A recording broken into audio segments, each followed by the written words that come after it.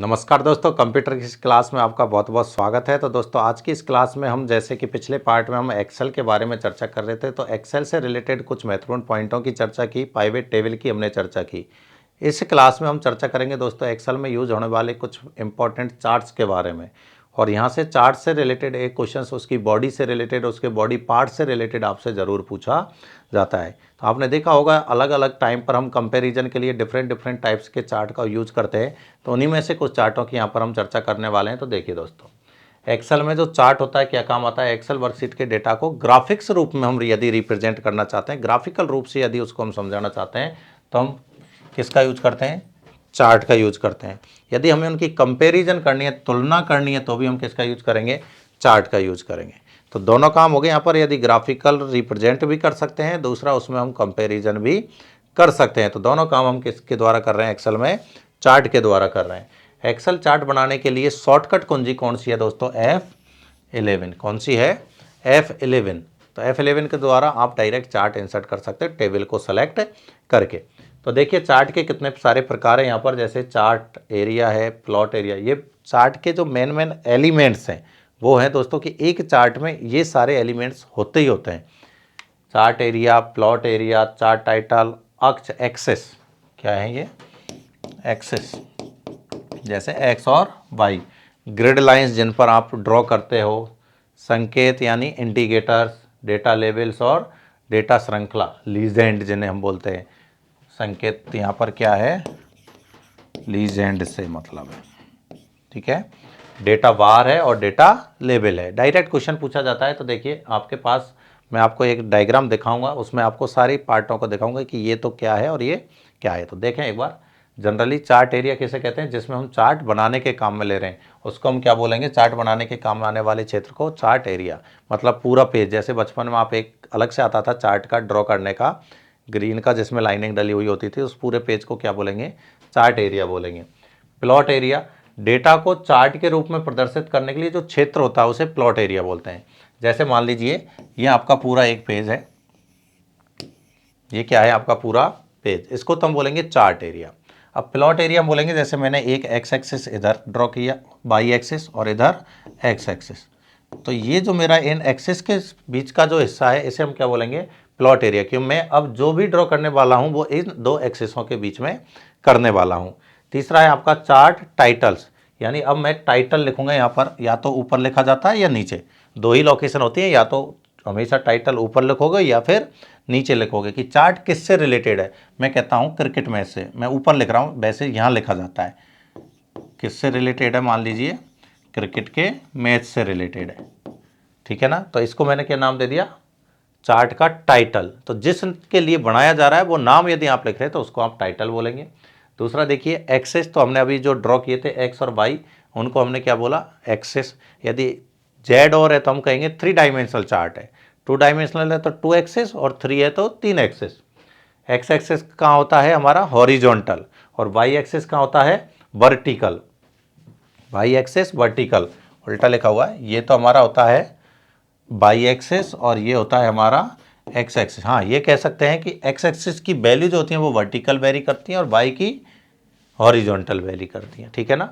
Next देखिए grid line, तो जो भी चार्ट आप ड्रॉ करोगे पीछे ऐसी लाइनें आपको मिलेंगी। देखिए इस तरीके की लाइनें ऑलरेडी आपको बनी बनाई मिलती हैं। तो इन लाइनों को ही किस नाम से जानते हैं दोस्तों, ग्रिड लाइन के नाम से। तो हॉरिजॉन्टल और वर्टिकल जो लाइन है जिनके ऊपर हम चार्ट ड्रॉ कर रहे हैं उसको किस नाम से जानेंगे, ग्रिड लाइन के नाम से। तो ये हमारे एक्सेल में तो डिफ़ॉल्ट रूप से ही होती हैं, जिनके लिए अभी मैंने आपको मेन डायग्राम में पिछले पार्ट में बताया था कि ग्रिड लाइन वो पार्ट है जिसे हम प्रिंट नहीं ले सकते, वो प्रिंट आउट में प्रिंट नहीं होती हैं, तो उनको हमने क्या नाम दिया था, ग्रिड लाइन दिया था, ठीक है। एक, हाँ इसमें भी देखो, एक तो मेन मोटी लाइन होती है और एक होती है पतली लाइन अंदर, कि जैसे एक तो 0 और ये 1, तो 0 से और 1 के बीच में भी यहाँ पर एक लाइन अलग होगी जो 0.5 को डिनोट करेगी। किसको, 0.5 को, यानी 0 और 1 के बीच में भी 10 लाइनें और होती हैं। तो इस तरीके से 2 लाइनें होती हैं इसमें, एक मेजर लाइन और एक माइनर लाइन।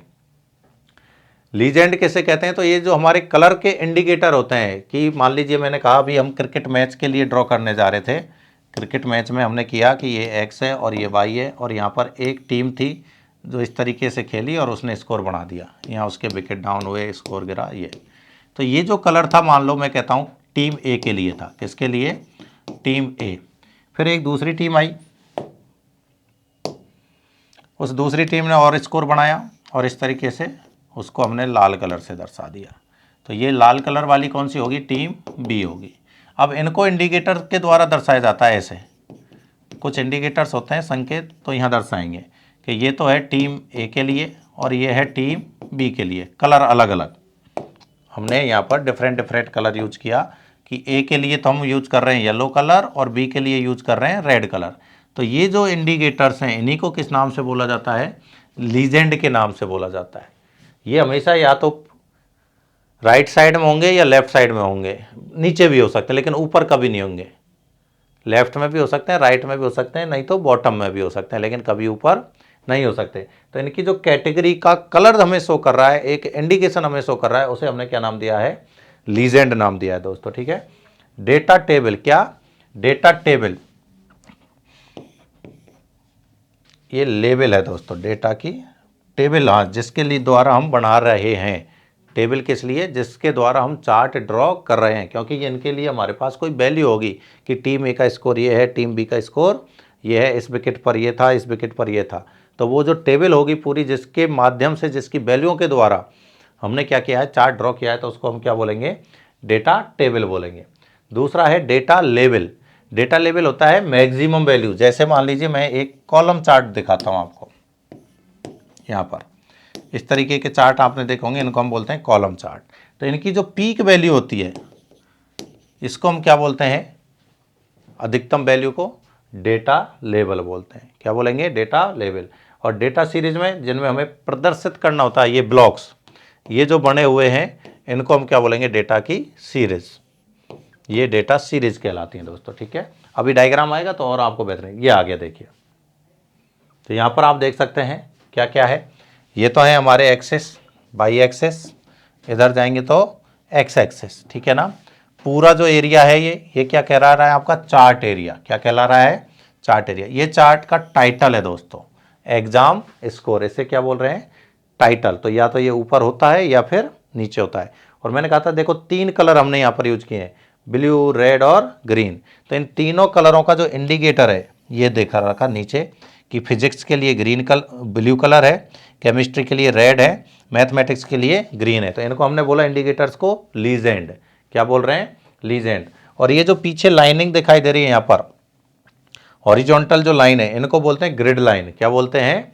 Grid line. ये जितनी भी लाइनें आपको दिखाई दे रही हैं इस तरीके से, ये सारी लाइनें क्या कहलाती हैं? आपकी ग्रिड लाइन कहलाती हैं। और देखो, प्रत्येक सीट की एक वैल्यू है यहाँ पर, जैसे 50 है, 55 है, 63 है, 60 है, ये पीक वैल्यू है। ये क्या है? इनकी पीक वैल्यू। तो इसको बोलते हैं दोस्तों डेटा लेवल। क्या बोलेंगे? Data level.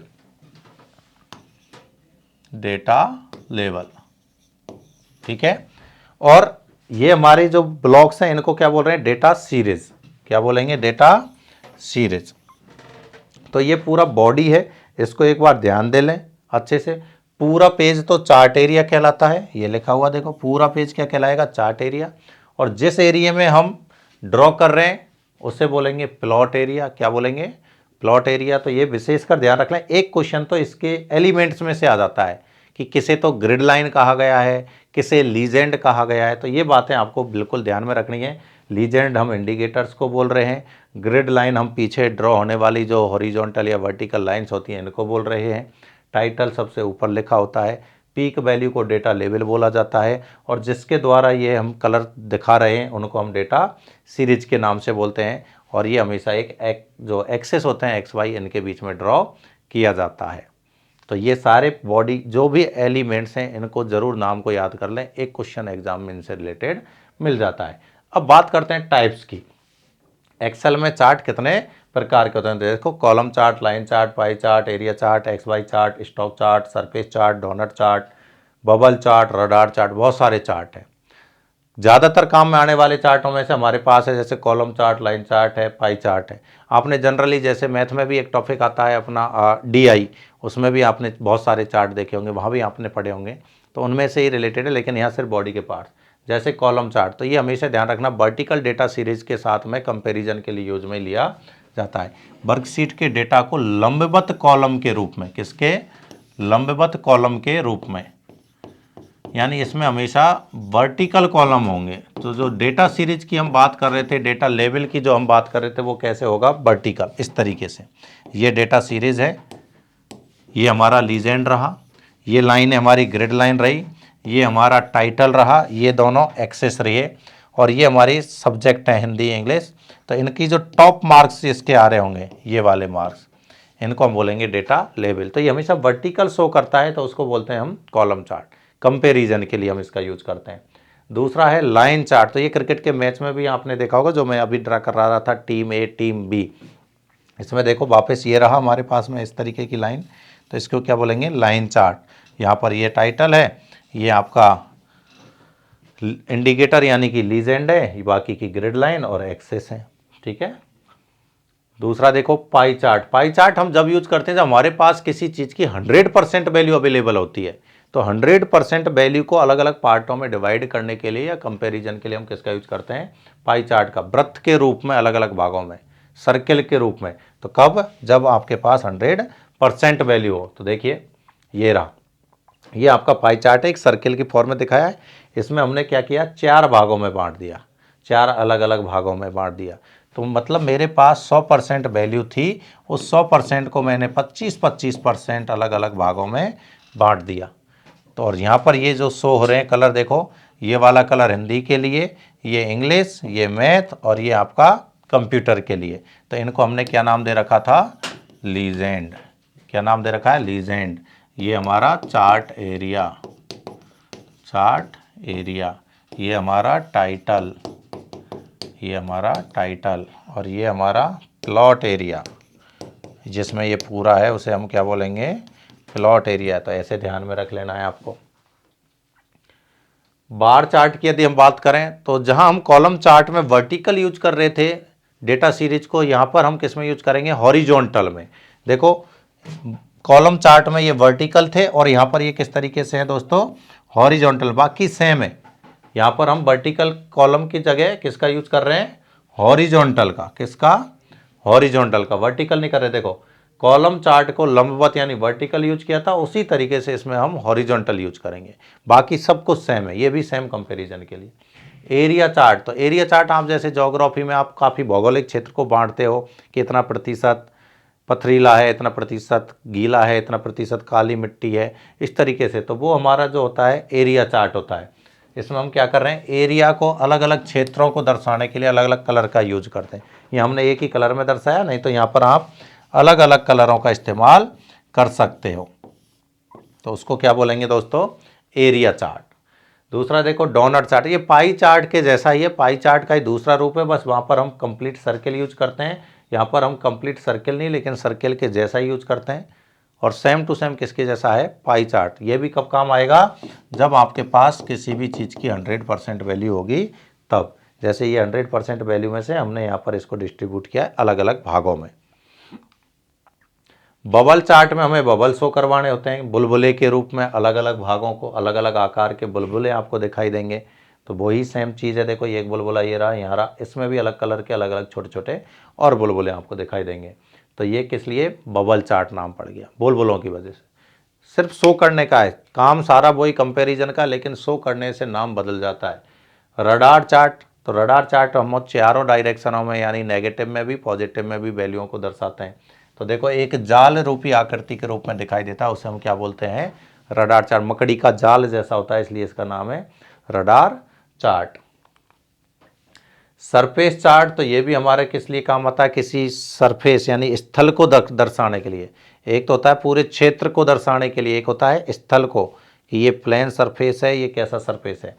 तो देखो स्थल आकृति मानचित्र में रंग पैटर्न उन क्षेत्रों को दर्शाते हैं जिनके मान समान श्रेणी के होते हैं। तो जब दो डेटा के मध्य निकटतम संयोजन खोजना होता है तब हम सरफेस चार्ट का उपयोग करते हैं। नज़दीकी संयोजन, कहाँ वो दोनों क्षेत्र मिल रहे हैं, दोनों का संगम कहाँ हो रहा है, कि एक साइड से आ रहे थे हम पथरीला, एक साइड से आ रहे थे मिट्टी, तो दोनों का संगम किस पॉइंट पर हुआ वो हमें ढूंढना है। तो हम किसका यूज करेंगे, सरफेस चार्ट का यूज करेंगे। स्टॉक चार्ज, तो ये भी आपने देखा होगा, स्टॉक मार्केट में जो उतार चढ़ाव आते हैं वो किसके द्वारा दर्शाए जाते हैं, स्टॉक चार्ज के द्वारा। तो ये भी स्टॉक नाम से ही पता चल गया, स्टॉक मार्केट में दिखाई देने वाला चार्ट। तो ये हमारे होते हैं चार्ट दोस्तों कंप्लीट।